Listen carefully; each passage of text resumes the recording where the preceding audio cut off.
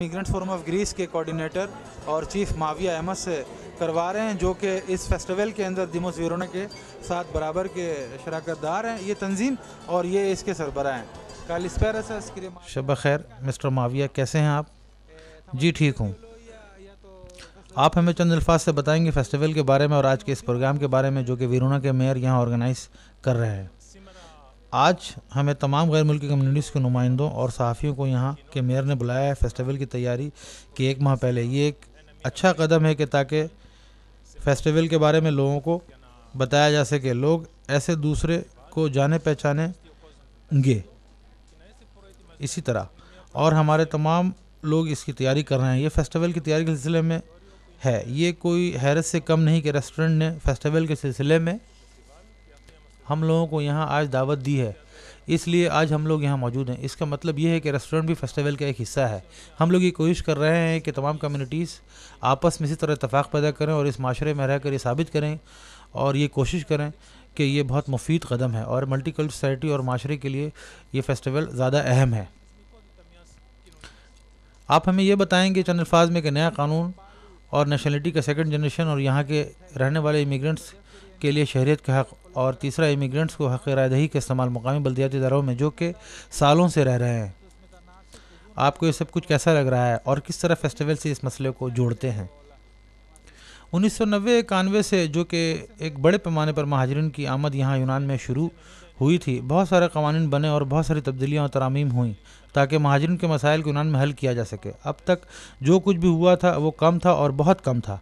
ये जो नया कानून नेशनलिटी और वोट डालने का हक़ वगैरह का कानून है, सबसे बेहतर है और सबसे अहम कानून है इन तमाम कवानीन के मुकाबले में जो कि इससे पहले आई हैं। ये इतना आसान नहीं है, यानी कि इतना आसान नहीं है नेशनलिटी आसानी से ले सकें लोग, लेकिन इस नए तरामीम में कुछ ऐसी चीज़ें जिनमें ज़्यादा हुकूक नज़र आते हैं जो कि पहले नहीं थे, और इसके अलावा कुछ ऐसे सवालात जो इस नए कानून में क्लियर हो गए हैं जो कि पिछले कानून में नहीं थे। सबसे अच्छी चीज़ ये है कि उन गैर मुल्कियों के बच्चों के लिए जो कि यूनान में पैदा हुए थे या यहाँ बड़े हो रहे हैं, जो कि आसानी से नेशनलिटी हासिल कर सकेंगे और कम वक्त में पहले से इसी कैटेगरी के बच्चों को कभी नेशनलिटी नहीं मिली थी लेकिन अब मिलेगी। सिर्फ यही नहीं बल्कि इमिग्रेंट्स को भी नया हक़ मिला है जो कि सियासी ज़िंदगी में हिस्सा ले सकेंगे, यानी बल्दियाती इंतखाबात में वोट डाल सकेंगे और साथ साथ नायब मेयर के लिए भी इलेक्ट हो सकेंगे। ये एक बड़ी तब्दीली है यूनान में गुज़श्ता 20 साल के दौरान। एक ऐसा मुल्क जहाँ महाजरीन से ज़्यादा वाकफियत नहीं थी कि महाजरीन यहाँ किस तरह रह रहे हैं। ये हमेशा एक ऐसा मुल्क रहा है जिसने महाजरीन को बाहर भेजा। इसीलिए हम बहैसियत इमिग्रेंट्स फोरम ऑफ ग्रीस आपको बहुत ज़्यादा सपोर्ट कर रहे हैं इस क़वानीन के हवाले से। इस चीज़ का इंतज़ार कर रहे हैं कि कब इस कानून का इतलाक़ होगा। आपका बहुत बहुत शुक्रिया। Αυτό είναι μεγάλη αλλαγή στην Ελλάδα τα τελευταία 20 χρόνια για μια χώρα που δεν έχει μάθει να έχει μετανάστευση φόρα. Ήταν πάντα χώρα που έστελνε μετανάστες. Γι' αυτό και εμείς του Φόρουμ Μεταναστών το στηρίζουμε πάρα πολύ και περιμένουμε ανα πάσα στιγμή να δούμε πότε θα εφαρμοστεί. Αυτό. आपने देखा इस तरह के जितने भी प्रोग्राम्स इमिग्रेंट्स के लिए यूनान के किसी भी कोने में होंगे, हम इंशाल्लाह आपको इसकी ख़बर जो है वक्तन फ़वक्तन देते रहेंगे और हर प्रोग्राम में आप व्यूअर्स के लिए शाना बशाना आपके साथ रहेंगे ताकि आपको सारी मालूमात और अच्छी अच्छी चीज़ों का पता चलता रहे। अब हमें इजाज़त दें, चलें हम आपको लेकर चलते हैं अपने स्टूडियो की तरफ। तो जनाब मेरा ख्याल है ये जो मेयर हैं इनकी बातें भी आपको अच्छी लगी होंगी। तो कुछ जो लैंग्वेज कोर्स के स्कूल्स का हमने अनाउंस किया था पिछले वीक्स में भी, उनके हवाले से जनाब आप हमारे जो नंबर्स होते हैं इन पे भी रब्ता कर सकते हैं। काफ़ी जो स्कूल्स हैं उनका इजरा हो रहा है बहुत जल्द, उसके लिए आप मुख्तलिफ़ अखबारात में भी मुख्तलिफ़ अखबारात और काफ़ी एसोसिएशंस हैं जिनके नंबर्स देखते हैं, उनके साथ भी आप रब्ता कर सकते हैं। तो स्कूल्स के हवाले से क्या कुछ न्यूज़ हैं? स्कूल के हवाले से एक मैं ये कहूँगा एक थोड़ी सी बुरी न्यूज़ ये है कि फॉरेनर कम्युनिटी यहाँ पर आपको मालूम है कि अरसे दराज से काम कर रही है और फ़िलिपाइन कम्युनिटी जो है उसकी एक तंजीम है कसापी, उन्होंने बच्चों के लिए एक नर्सरी स्कूल कायम किया हुआ था जिसमें ऐसे वालिदैन जो यहाँ पर सरकारी स्कूलों में नर्सरी में बच्चों को छोड़ के नहीं जा सकते थे, वो वहाँ पर रख करके जाते थे सुबह से लेकर शाम तक। वो सेंटर जो है तकरीबन 90s से चल रहा है अभी तक, तकरीबन उसको 18-20 साल हो गए। और अचानक उस पे जो है यहाँ की जो एक मुकामी अदारा है नुमारखिया का, उसने एक एप्लीकेशन नोटिस दिए कि जी इसको आप बंद कर दें क्योंकि ये जो बिल्डिंग है वो सूटेबल नहीं है पेदिकी खारा या बच्चों के नर्सरी के लिए। तो ये एक बहुत बड़ा भूचाल आया हुआ है। आपको पता है इस वक्त कम्युनिटी के अंदर ये कैंपेन भी उन्होंने चलाई है कि इसको हर हाल में बचाना है, क्योंकि ये वाहिद इमिग्रेंट्स के लिए बच्चों का ये नर्सरी का स्कूल जो है वो शुरू से लेकर आज तक चल रहा है, जिसमें कुछ पाकिस्तानियों के बच्चे भी और कुछ रशियन कम्युनिटीज़ के बच्चे भी और जो अक्सरियती हैं वो फिलिपाइनियों के जो बच्चे हैं 3 साल से लेकर के 9 साल तक की उम्र के बच्चे जो है वहाँ मतलब सुबह से लेकर शाम तक वहाँ पर रहते हैं और उनको पढ़ाया भी जाता है, उनको लिखाया भी जाता है, उनको वहाँ पर रखा भी जाता है। नहीं, ज़ाहिर बात है ये तो बड़ी ही तकलीफ दे बात हुई ना, खास करके तारकीन वतन के लिए। अगर एक स्कूल मिला था, अगर वो बंद हो गया तो आने वाले वक्त में उम्मीद नहीं रह जाती कि मज़ीद कुछ इस किस्म के इक़दाम उठाए। सबसे अच्छी बात ये थी कि वो स्कूल अपनी मदद आपके तहत चल रहा था, ये नहीं कि गवर्नमेंट से फंड लेके वो चल रहा था। लेकिन कम से कम उन्होंने इमारत तो दी हुई थी ना। नहीं, इमारत भी उन्होंने किराए पे ली हुई थी, लेकिन यहाँ पर मसला होता है सारा आदिया का या परमिशन का, कि परमिशन ऐसे लोगों को दी जाती है या ऐसे स्कूलों को दी जाती है जो कि बिल्कुल फिट हो।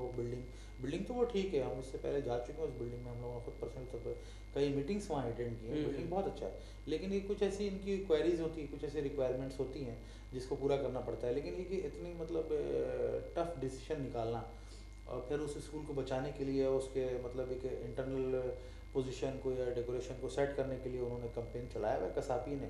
अच्छा। और तकरीबन वो 1 से 1.5 लाख यूरो वो जमा करके कोशिश करेंगे कि इस सूरत हाल से बचा जाए और वो स्कूल कम से कम जो कि एक यूनिक स्कूल है यूनान के अंदर इमिग्रेंट्स का बच्चों के लिए, वो उसको बंद होने से रोका जाए।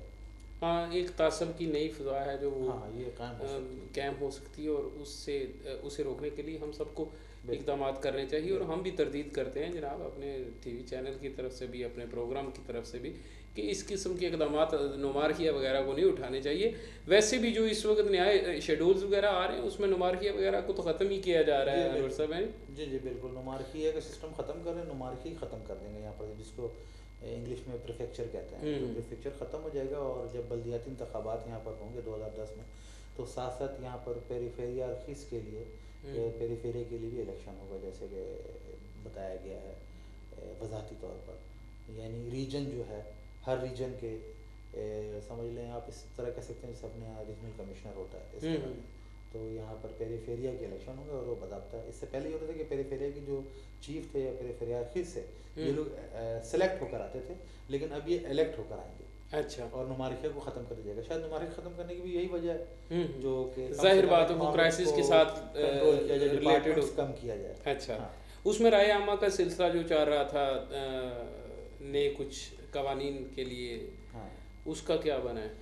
राय आमा एक तो जो नेशनलिटी और बच्चों के नेशनलिटी के लिए और जो यहाँ पर ओल्ड इमिग्रेंट्स नेशनलिटी के लिए था वो तो ख़त्म हो गया। उसके बाद फिर उसका सरकारी गज़ट भी आ गया, सर्कुलर के इंतज़ार था। लेकिन जो कि 2-3 दिन पहले बल्दिया के हवाले से नई तब्दीली जो यूनान में आई है, इसको 2-3 बल्दियाती इदारों को एक साथ जम करना, तो इस सिलसिले में बाज़ाब्ता जो है वो 10 दिन का वक्त है। राय आमा जो है वो 10 दिन के अंदर मुकम्मल हो जाएगी। उसके बाद मेरा ख्याल है कि इस 10 दिन के अंदर या 10 के बाद 11वें-12वें दिन हर हाल में जो सर्कुलर है बल्दियाती इलेक्शन में वोट डालने का इमिग्रेंट्स को, वो जो है वो मंजर यहाँ पे आ जाएगा। नहीं उसका सर्कुलर आ जाएगा ताकि उस पर इतलाक़ शुरू हो, क्योंकि हुकूमत को खुद भी जल्दी, इससे पहले ही मैंने कहा था आपको और आज भी टीवी के ज़रिए बता रहा हूँ कि वोटिंग लिस्ट में लोगों को अपने नाम का इंदराज हर बल्दियाती हल्के में कराना है जहाँ वो रहायशी हैं, ये लाजमी है और वो ज़रूरी है हर आदमी पे है जी। उसमें मेरे ख्याल शिक वगैरह या जितना भी होगा शेड्यूल उनका कौन से कवायद की ज़रूरत होती है, क्या होता है, वो जैसे ही सर्कुलर में आता है वो भी हम इन्फॉर्म करते रहेंगे अपने लोगों को।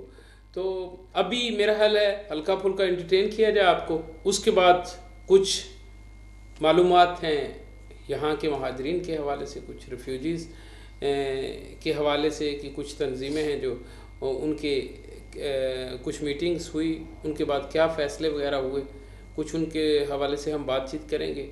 अनवर साहब हमें तफसील बताएंगे इस पूरी रिपोर्ट की। तो पहले आपको जनाब हल्का सा एंटरटेन करते हैं और बाकी बातें करते हैं बाद में।